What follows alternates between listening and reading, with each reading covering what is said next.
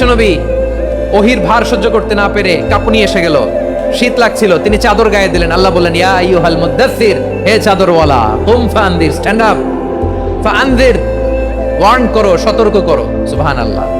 ওই যে বিশ্বনবী স্ট্যান্ড আপ, দাঁড়ালেন আর সতর্ক শুরু করলেন, এন্তেকালের আগ পর্যন্ত আর বসতে পারেন নাই। ওই যে দাঁড়ালেন, দাঁড়িয়েই রইলেন, উম্মাহকে সতর্ক করেই গেলেন, করতেই থাকলেন। আওয়াজ করে পড়েন আল্লাহু আকবার।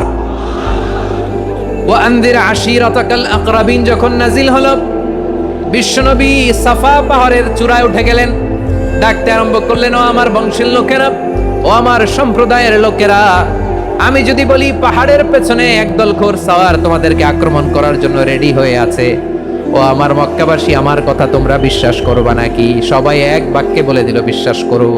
সুবহানাল্লাহ। ও আমার মক্কাবাসী, আমি যদি বলি পাহাড়ের পেছনে একদল ব্যাটালিয়ন তোমাদেরকে অ্যাটাক করবে, আমি বললে বিশ্বাস করবা? মক্কাবাসী কি উত্তর দিয়েছিল জানেন? এত হেভি ওয়েটফুল একটা কথা বলেছিল। তারা বলেছিল, অবশ্যই বিশ্বাস করব, কারণ মা জাররাবনা আলাইকা ইল্লা সিদকা, আমরা জীবনে কোনোদিন তোমার মুখে মিথ্যা শুনি নাই। সুবহানাল্লাহ কইবেন না? ওমিয়া, যে এলাকায় আপনি জন্মগ্রহণ করলেন, আপনার শৈশব, কৈশোর, আপনার তারুণ্য, আপনার যৌবন যেখানে কাটালেন, ওই এলাকার লোকেরা যদি এক বাক্যে বলে, তুমি যা বলবা তাই বিশ্বাস করব, কারণ তোমারে তো মিথ্যা কইতে শুনি নাই।